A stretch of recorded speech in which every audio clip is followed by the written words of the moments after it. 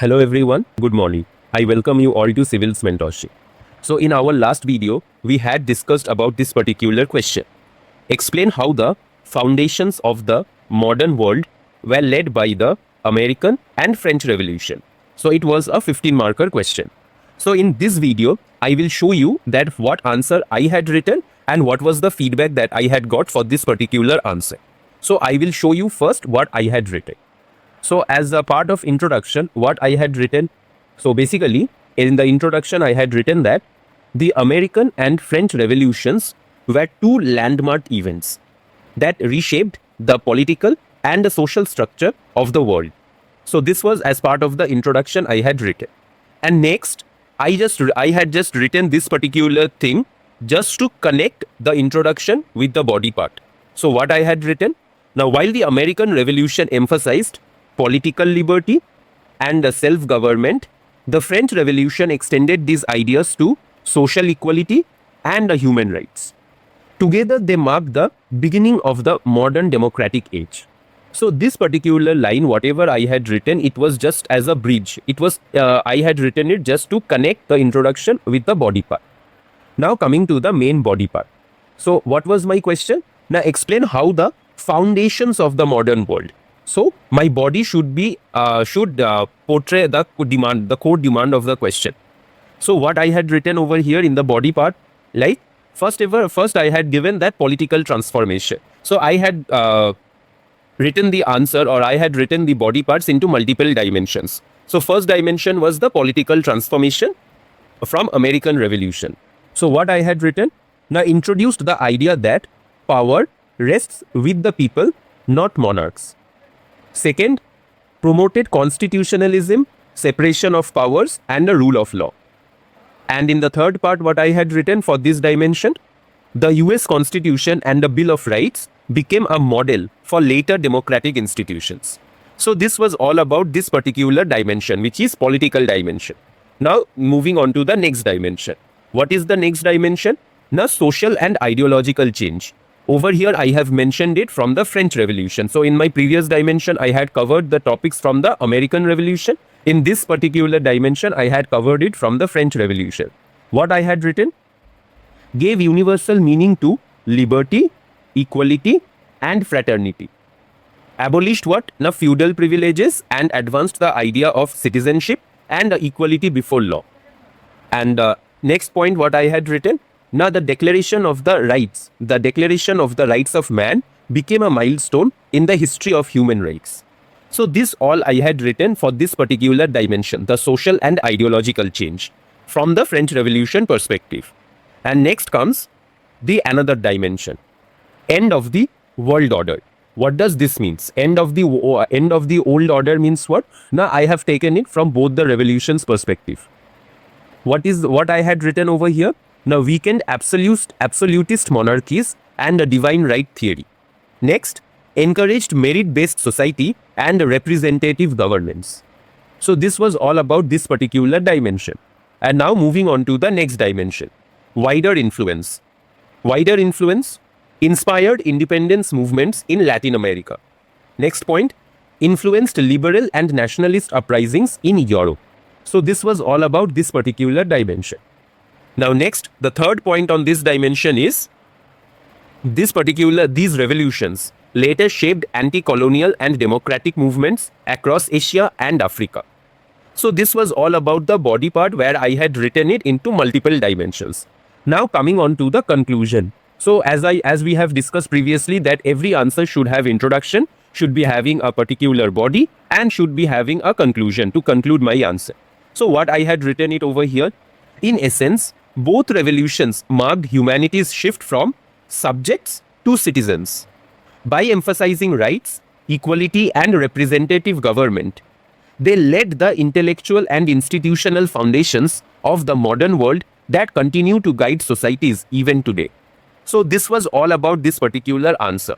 Now, if you have many of you might be guessing it that why exactly these answers I have written for this particular question means why I have written the answer in this format. So I would request you to go and watch the previous video where we have discussed this particular question in detail. Like we had brainstormed this question previously. So now I am showing you that how I had written this particular answer and what were the feedbacks that I had got.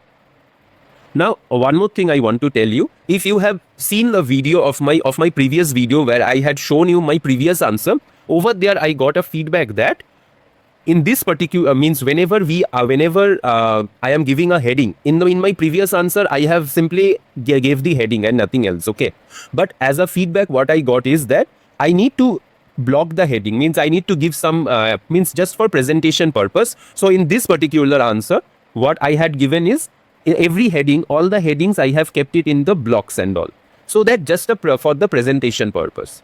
So I hope you understood that what answer I had written for this particular question. Now moving on to the feedback that what I had got. So now first comes the introduction part. See, as we had discussed that this particular question is having two parts.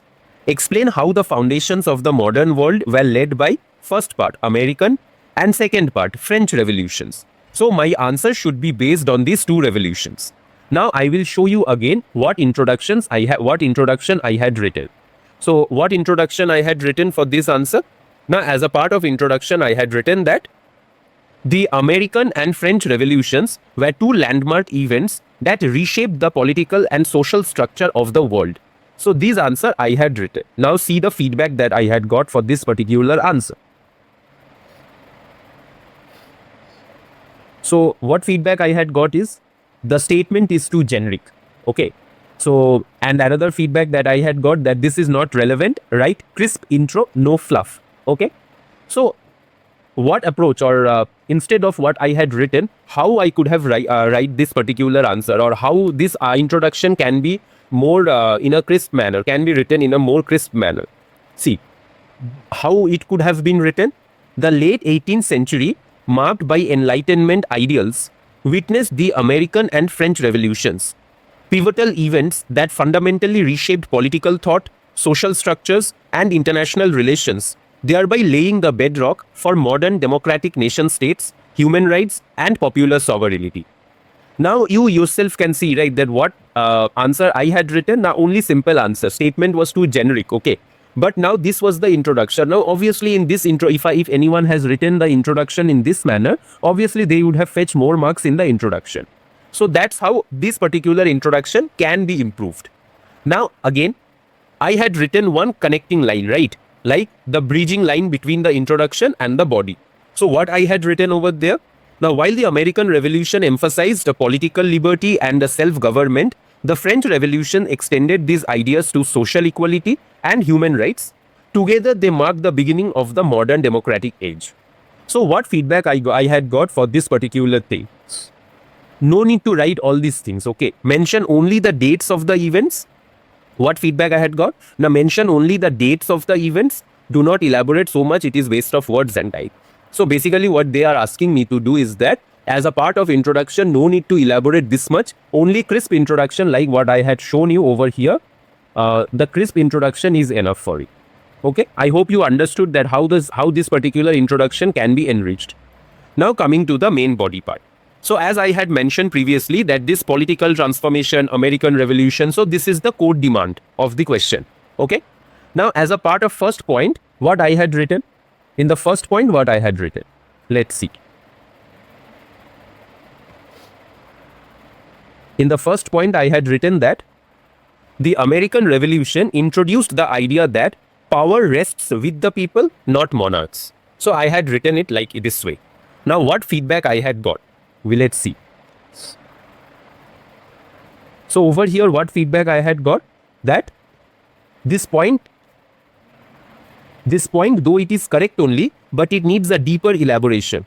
How was this idea? Like what I had written, the idea that power will rest with the people, not with the monarchs. So how was this idea institutionalized? So over here, I could have mentioned about specific documents or philosophical underpinnings like Locke's social contract theory or Declaration of Independence. So this is how I could have enriched this particular point. Now how this particular point, whatever I had written, how that point can be enriched. So that same point can be written it in this manner as well. That the Declaration of Independence of 1776 explicitly articulated the principle of popular sovereignty, stating that governments derive their just powers from the consent of the governed, directly challenging monarchical legitimacy. So now you yourself can see, right, that how this particular line, whatever I had written, has been enriched over here. So this is how I could have written this particular point. Now moving on to the next point. So what was the next point that I had written? The next point under political transformation is that it promoted what? Now constitutionalism, separation of powers and the rule of law. Now see what feedback I had got over here. Now as a part of feedback, what I had got is needs more specific examples of constitutionalism. So over here I have simply mentioned that it promoted constitutionalism, separation of powers, rule of law. But they are asking me to give more specific examples of constitutionalism. Over here I could have mentioned about the US Constitution and its specific features like checks and balances, or even I could have mentioned about Montesquieu as well. So how this particular sentence or point, whatever I had written, can be enriched? Now it can be written in this way also, that the US Constitution of 1787 established a written framework for governance, incorporating Montesquieu's principle of separation of powers, that is legislative, executive and judicial, and the system of checks and balances to prevent tyranny. So this is how this particular sentence can be enriched, where by putting certain examples. Now, in my point, I had not given any examples, but if I would have given certain examples also, so it would have completed my particular point. Now coming on to the next point, the third point. So third point, what is there in the third point? Now in the third point, it was written that the US Constitution and the Bill of Rights became a model for later democratic institutions. So what was written over here? Now the US Constitution and the Bill of Rights became a model for later democratic institutions. Now let's see the feedback for this particular point. Again, same thing. That's the mistake I had made on this particular question. Same comment I have got, same feedback. Like it's stated without specific examples or explanation of how it became a model. So over in my answer, I had written that the US Constitution and the Bill of Rights became a model. But how it became a model? So over here, we could have mentioned about certain specific features like federalism, guaranteed rights, and countries influenced. So in this case, the answer can be written in this way also, that the US Constitution with its federal structure and the Bill of Rights guaranteeing individual freedoms served as a tangible blueprint for constitutional conventions and the nation building efforts globally, influencing countries like Australia, India and Germany. See, in this particular point itself, they are giving examples how it means what were the features were, or what were the specific features based on which it became the US Constitution and the Bill of Rights became a model for other countries. And they are giving examples of other countries as well, like whosoever had taken or have been inspired from the US Constitution. So like this particular point could have been enriched. Now moving on to the next point. So now the next point is social and ideological change. So over here it is this is the second dimension, the social and ideological change of French Revolution. So coming to the points, feedback. Now first obvious feedback is that why only French Revolution? Why not also include US? So that's the mistake I had done over here, that in the social and ideological change I have mentioned only about French Revolution. So the very first feedback that I had got is that why not include US? So that's the first feedback I had got. Now coming on to the main answer. Though the first point, what was written, that gave universal meaning to liberty, equality and fraternity. So that's the generic point what was written over here. Now come to the feedback. What feedback I had got? Same thing. That answer needs to explicitly link to the Declaration of Rights of Man and Citizen. So how the particular point could have been enriched? Now the Declaration of the Rights of Man and Citizen of 1789 explicitly proclaimed universal rights, asserting that men are born and remain free and equal in rights, thereby giving concrete meaning to liberty, equality and fraternity. Now I hope you are understanding that how a simple generic statement can be enriched by giving examples. See, in all the points, whatever feedback that I had got. Now one more thing that you might be thinking, that from where I have taken these feedbacks and all. So there is an online platform called ConvertIA. So I used to send my answers to them and they used to give the feedback for all the answers. So from there only I got this evaluation being done.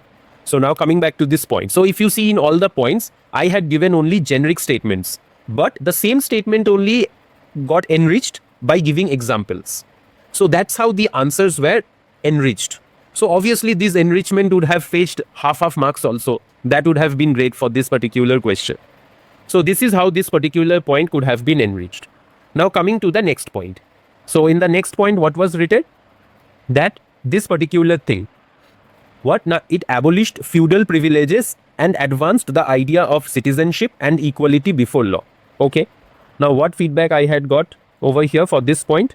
Again, same thing only, that examples are missing. Like I could have mentioned about the August decrees of 1789, which formally abolished feudalism and aristocratic privileges, providing concrete evidence. So that means it's the examples which will support my point.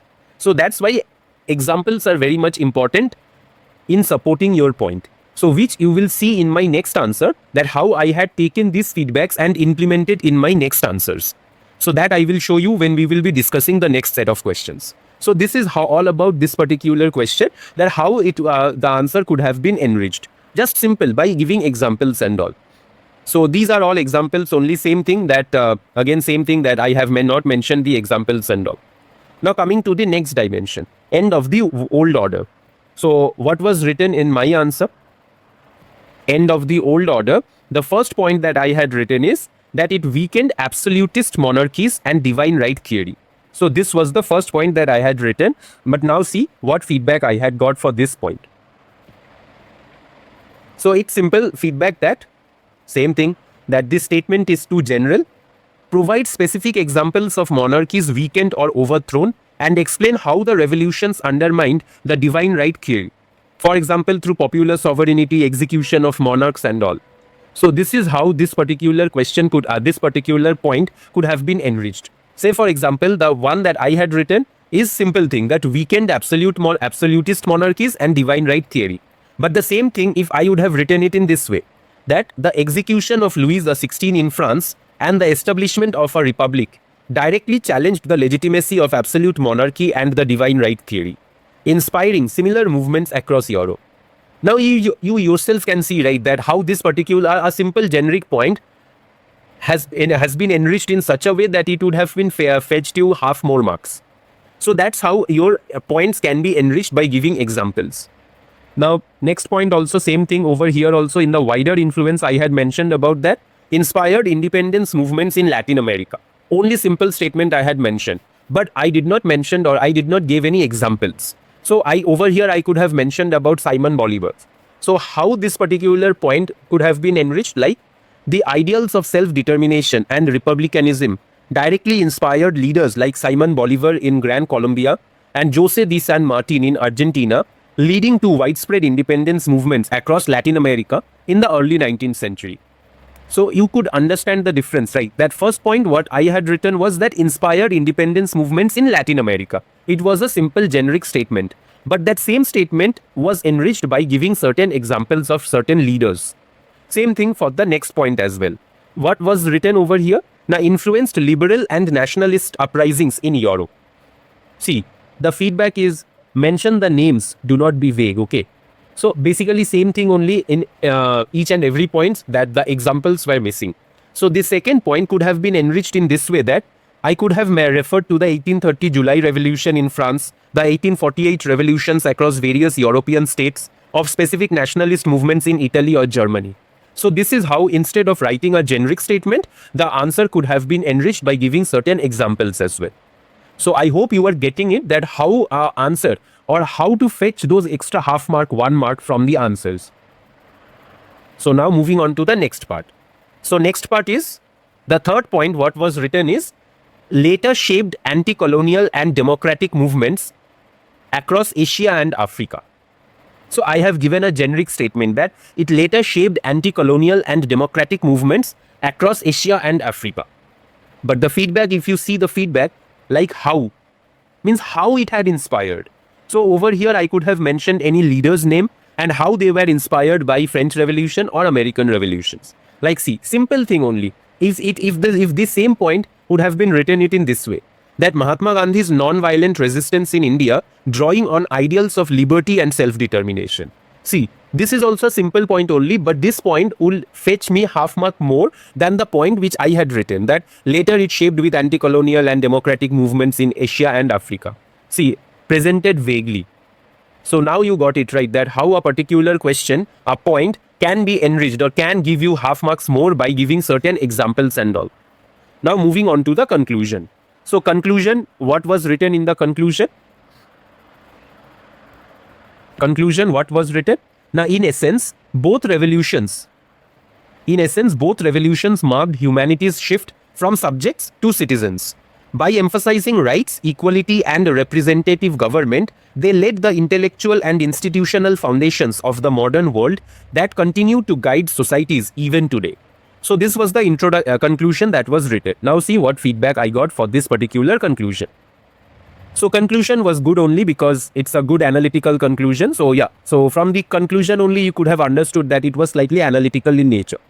So this was overall feedback for this particular question, that content was decent but add more examples. So I will show you in the next answers that how I have incorporated this feedback in my next answers when we will be discussing the next set of questions.